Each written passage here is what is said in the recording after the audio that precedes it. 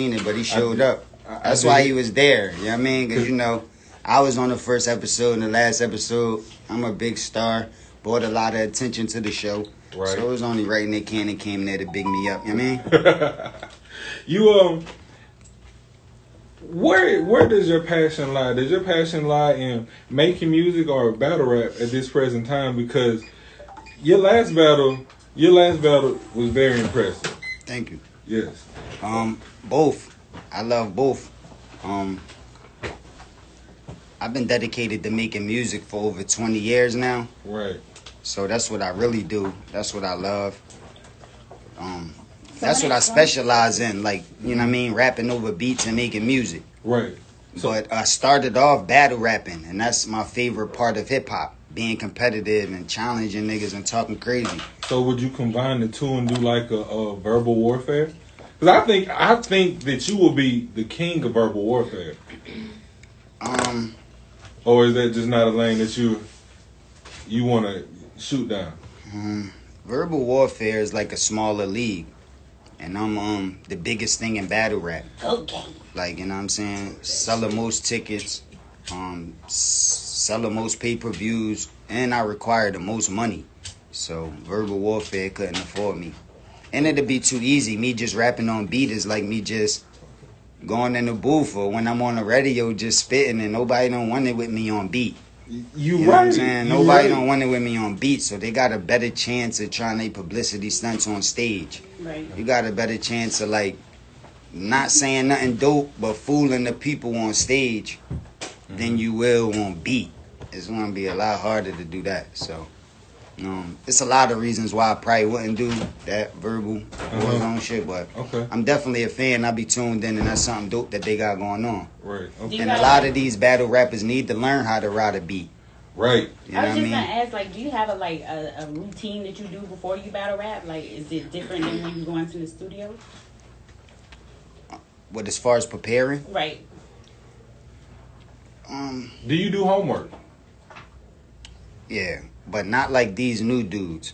I don't Google search and go from page to page and just look for a rumor that might not even be true, put it in the bar and say it on stage. I don't do that. So what's your routine like? But like, since I'm such a big artist, most of the time when people hear the people that I'm about to battle and who I'm locked in with, I get a lot of phone calls and information about these dudes' character. So I don't really gotta like Google search, and plus I be knowing these dudes. Right. Like I really know Goods from back in the day. I know Arsenal. So did you battle Goods back in the day? I met Hitman when he was a kid. When I signed his Spalding, like when I signed his autograph before he started rapping, I knew him from when he was a kid. So I didn't really have to research. I could just talk about the time when I really signed his Spalding.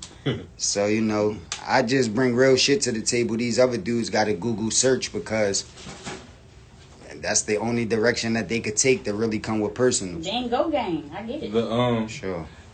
Your first battle on Smack, how was that? Like, what was the process and the long haul of actually Smack getting you? Well, first he had to come with the right amount of paper. Once him, Beasley, and all them told me that they had the right amount of money for me, I just told them to pick whoever they want me to battle and set it up. So that's how it went down. After I battled Goods, it was such a great performance. The views was up so crazy. We made history so much that they called me back to battle again and offered me more money. For Arsenal. And that's the reason why I wanted to do it in my city, Philly, where I was from, because battle rap, like on that level, never been in the city before. So that's why I decided to do that, and it was good for the culture. But all them dudes was just stepping stones to get to the place where I'm at now. Okay. Like, you know, Hitman Holla is arguably considered to be bigger than both of them dudes. More followers, got more support, doing more shit than both of them dudes. And I went to a different league and made history. Put up the most pay-per-view numbers, sold out tickets, and made history in a different league. So I just let niggas know that it's not about a league with me. A lot of these dudes get popular because of who they affiliated to. I'm just the energy. It don't matter where I'm at, who I'm dealing with.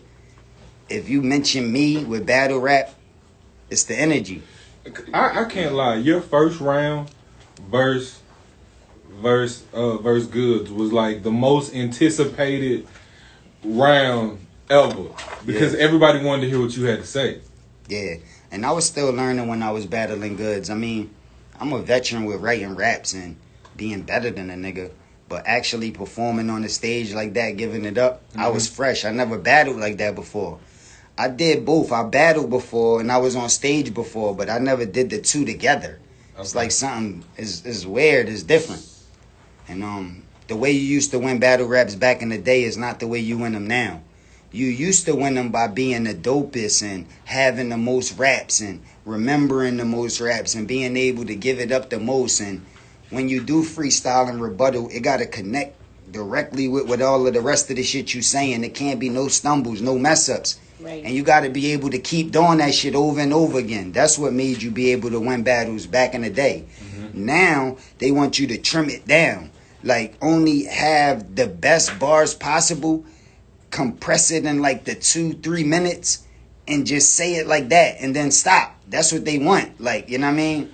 It don't matter if you got 12 more rounds just like that, and the person that you battling don't got nothing else to say after the battle over. They don't really care about that no more. So I had to learn and grow and adjust. And you did win the last one versus Hitman. Now, you've always been in the driver's seat, but who do you want next? You like Goldberg in this bitch. I don't never got no picks. Like them dudes I battled, I never picked them. I let the people that offer me the money pick them. So if you was to tell me you got the right amount of money for me to battle next, and I accept it, I'll let you pick whoever you wanted me to battle.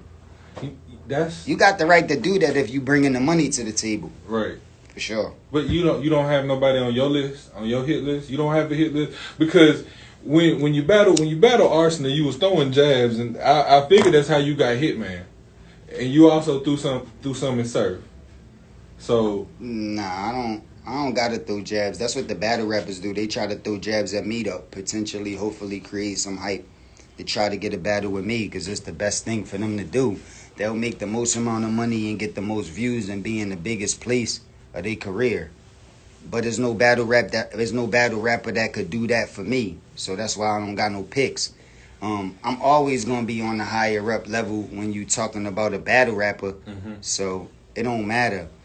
Unless somebody that like accomplished more, like unless somebody that won Grammys and then sold millions and millions of records and got a crazy big fan base, if they decided to come back to battle rap, then I might have picks. But these dudes don't want to battle rap, and the only people that's battle rapping is battle rappers. And I already accomplished more than every battle rapper 15 years ago. I think you and M might be something nice. Yeah, but I don't think M coming outside. Yeah, you right. You right. Where does all your confidence come from? Like you have your energy and your confidence. Where does all of that come from? I can't tell you, man. It's God given. I've been confident since I was as far as back as I could remember. And once I got into rapping, that's the reason why I wanted the rap to be the best. I ain't want to rap to get a chain or to get a car or to just be popular like a lot of these niggas. I wanted the rap to be the best with putting words together. Like, vocabulary is important. Right. And even a legend, KRS, he said, like, the more words you know, like, the better you are. The more you can explain the stuff around you and be able to, like, articulate things. If you don't know no words, you don't got no vocabulary, especially in this world we living in now, you won't really have no information. So once I seen that I can impress people with just writing down words and my ideas, and I could just change their emotions, I could make them change the way they feel by something that I think about and write down. So once I realized that, I said I want to do this forever and I want to be the best at it. And this was like in the 3rd or 4th grade. So I ain't had no bills or no responsibilities, no kids or nothing like that. I really just wanted the rap to be the best. 100. And you brought us some music today, didn't you? Yeah, I always got music. I just dropped 3 projects in the last 6 months, 3 full albums: The Science, The Formula, and The Wise Man. So I always got music out, and I got some more music coming down soon. So So what's the reason for the titles of your music? I mean your projects. Like you said, the science, the formula, and the what? The Wise Man. All right. So I dropped the Science, which is like a harder project. It's more like the songs that make your face frown up. It's like harder music. Right. But it's a science to writing raps. It's a science to making music. It's like a lot of people just be fans of rap and fall in love with it and then just sporadically start rapping and making music. But they don't necessarily know the rules and regulations. They don't know the science.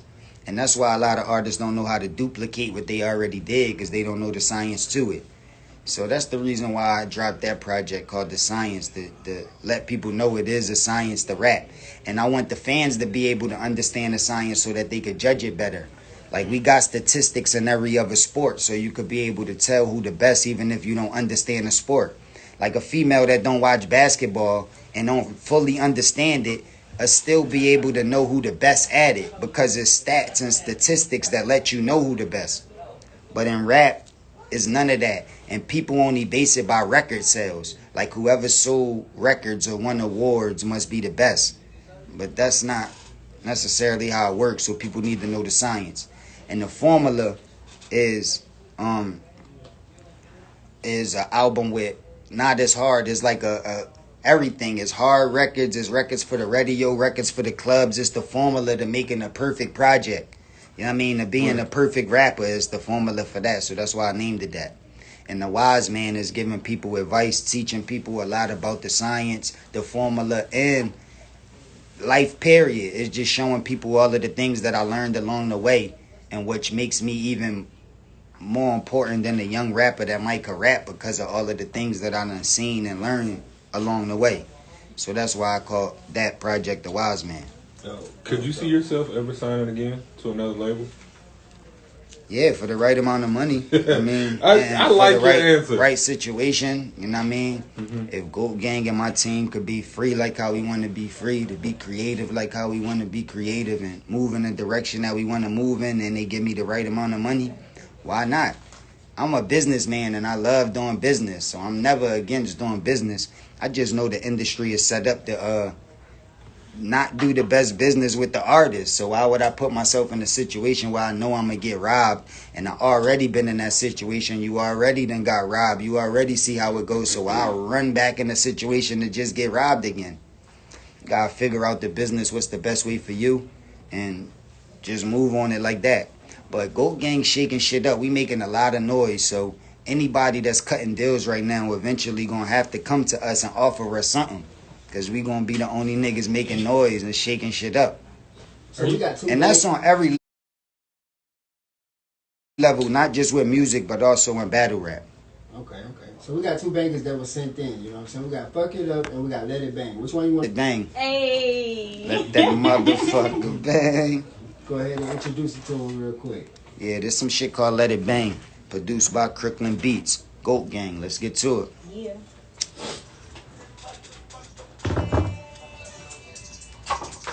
Motherfucking bang. Motherfucking bang.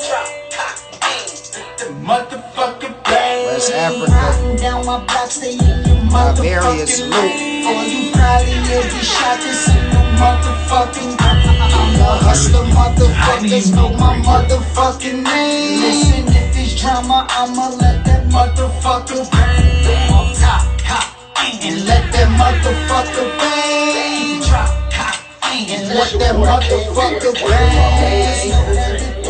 Against the motherfucking grain. So let them sticks and let that motherfucker bang. My nigga come through, 1-6 at you. You misconstrue with the bullshit. The price going up, I'ma put more bread on your head to make sure you're dead. Start waking like the hair on the whole head, and let it bang like the hair on the forehead. A lot of rappers is pop now. Lockdown stopping that tour bread. Them tours stand so they cash down. They forced to dig in they stash now. A rapper putting out trash now. And they rapper got a podcast now. This pandemic is a damn gimmick. At least the price of gas down. I can't be rolling that gas up if I'm masked up, so my mask down. Yo, that COVID-19 just bad flu that you could pass round. I know cause my mom just beat Corona, and those genetics was passed down. This cast clown, my fist nice, but never get the fight, I just blast rounds. Cause the stick a yard long, and it got kicked like it's last down. Riding down my block, stay in your motherfucking lane. Or you probably get shot, this ain't no motherfucking game. Hustler motherfuckers know my motherfucking name. Listen, if it's drama, I'ma let that motherfucker bang. Off top, cop, aim. And let that motherfucker bang. Keep it drop, cop, aim. And let that motherfucker bang. Niggas know that if they go against the motherfucking grain, load up them clips, hold up them sticks, and let that motherfucker bang. Ooh, that shit Ratchet burning in my the head. building. Run it back. You are now burning on the ones and twos of my DJ King D. He keep me burning. Let's go. Motherfuckers, hey, down my block, stay in your motherfucking lane. Or you probably get shot, this ain't Go gang. motherfucking game. I'm a hustler, Bougie. motherfuckers know my motherfucking Have. Listen, if it's drama, I'm Look at him. motherfucking bang. Off top, And let that motherfucker push. bang. Drop, cock, and let that motherfucker bang. Niggas know that if they go Against the motherfucker.